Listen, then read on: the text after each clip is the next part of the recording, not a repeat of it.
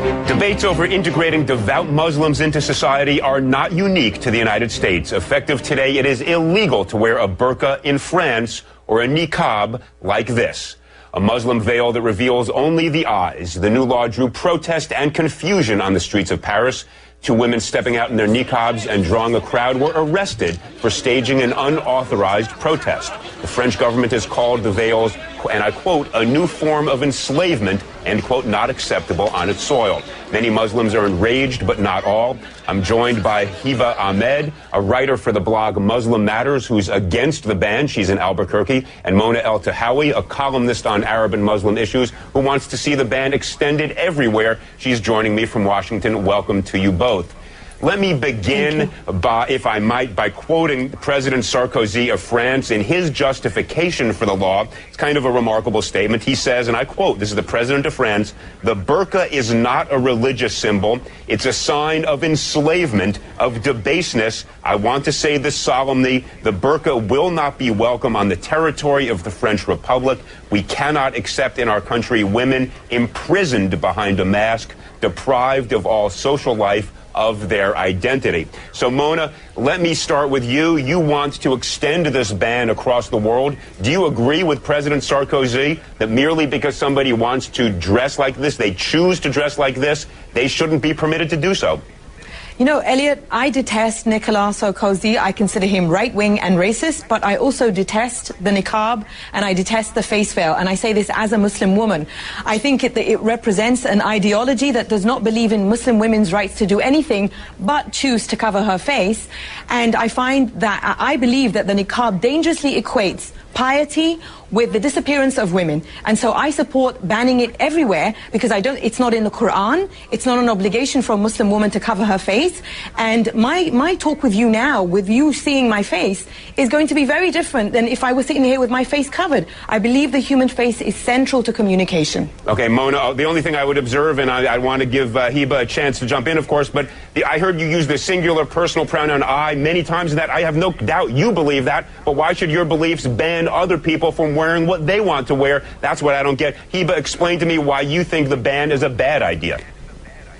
I think that it's a bad idea because I think it's yet another example of men telling women how to dress, how to live their life. It's another way to try to control women, and to take it to a government level and to try to legislate the way that a woman dresses is not just wrong and against human rights, but it really violates the whole basis that the democracy and democratic countries are based on. This is a free choice. This is something that I choose to wear. I disagree that it's some right-wing ideology. It is something that is permitted in Islam. I have a master's degree in mechanical engineering, and I am free to do whatever I want, and this is a choice that I want to make. And just because somebody doesn't accept my interpretation of Islam or personally like it, doesn't mean that we can use laws to violate people's freedom of expression and freedom of religion. But let me just ask you this. When you go to the airport, you understand there are going to be obligations. They're going to have to check you for security like they check all the rest. When you get a driver's license, do they take a picture with or without your veil on?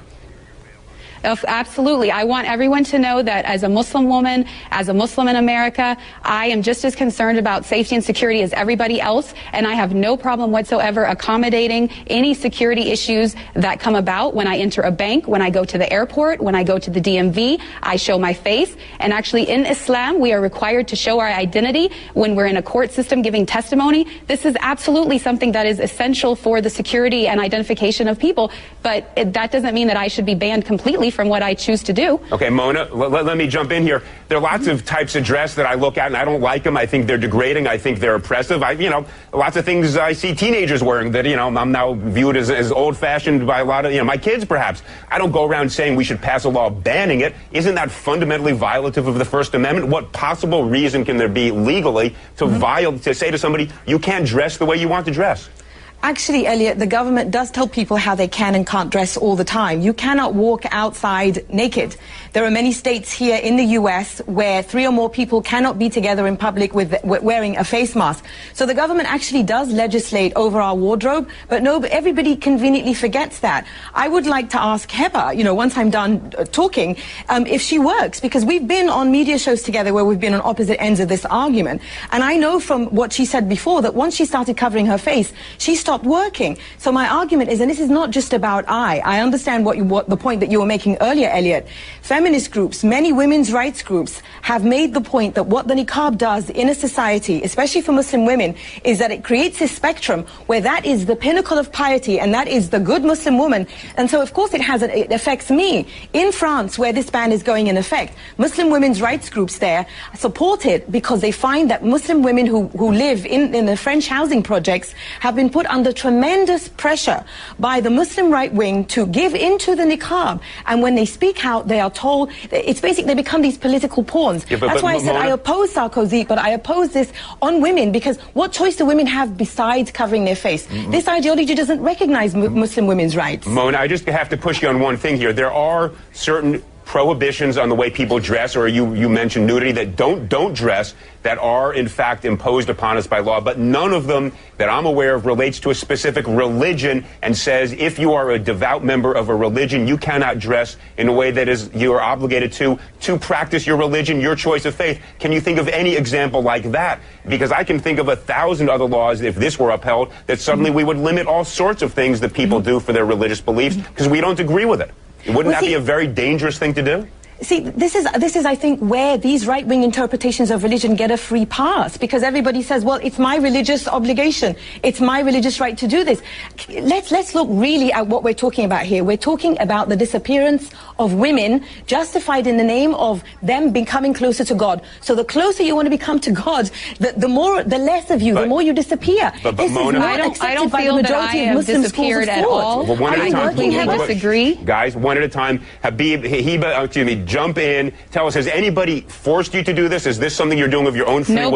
Nobody has forced me to do this, and I really have to disagree with the statistics that Mona is trying to put forth, because studies have shown that there are only 2,000 women in France that wear the niqab. The majority of them are converts who converted to Islam and are voluntarily choosing to do it. This is my choice. Nobody can force me to take it off. I would not take it off even if you paid me to do it. And the fact of the matter is that I have never met a single Muslim woman in all of my travels around the world that is being forced to wear it.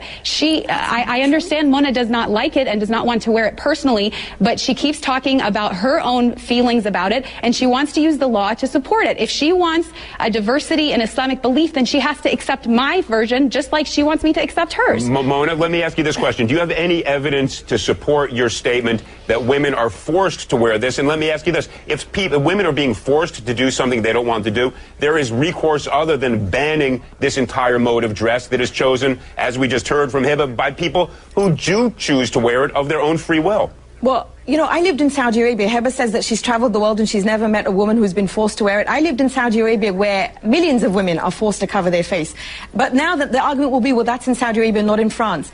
What choice does a woman have when she's told she will burn in hell if she doesn't cover every inch of her body? What kind of a choice is that? So, of course, these women who convert to this ideology... I've never heard anybody say that. The women who convert to this ideology, who are then told that this is how to be a good Muslim woman, to be close to God, to avoid hellfire, is there really a choice in that?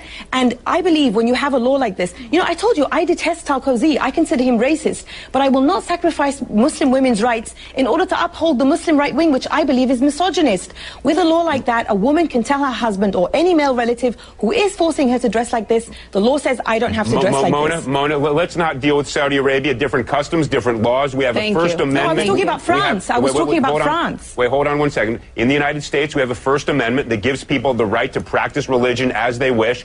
Do you not think that a law that in the United States that would ban this form of dress would violate the First Amendment permission to practice religion as each individual sees fit? Well, this comes back to religion again. Everything is allowed just because someone says it's their religious belief. You know what I think? No. Mona, you're going to jump in. Hold 1 second. It's banned or permitted until there is some compelling state interest on the other side. But it's got to be an overwhelming interest. What is the overwhelming interest that would justify us in banning a type of dress that people choose as a result of their religion? Well, all the reasons I just gave you, but I will repeat. I believe that this is genuinely harmful to Muslim women because it creates this pinnacle of piety in which a Muslim woman is told, this is the closest you can get to God, and she's disappeared.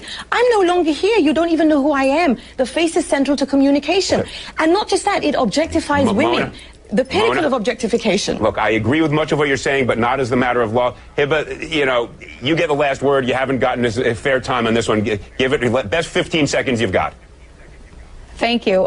Basically, I want people to know that when I choose to cover this way, it's because I am fighting against a systematic oppression against women in which women's bodies are being sexualized and objectified. This is a different perspective and a different form of empowerment in which I think when I'm in public, my sexuality is in my control and people have to deal with my brain and who I really am and not judge me by my body. And if we want to really talk about the oppressive situation of women, let's talk about all of the eating disorders, all of the plastic surgery, all of the unhealthy diets that are being done, all in the name of having the perfect body. To me, this is liberating and this is empowering. Mona keeps saying, I believe, I believe, I believe. Well, we don't make laws based on what Mona believes or what anybody believes. All right, guys, it's based on whether or not.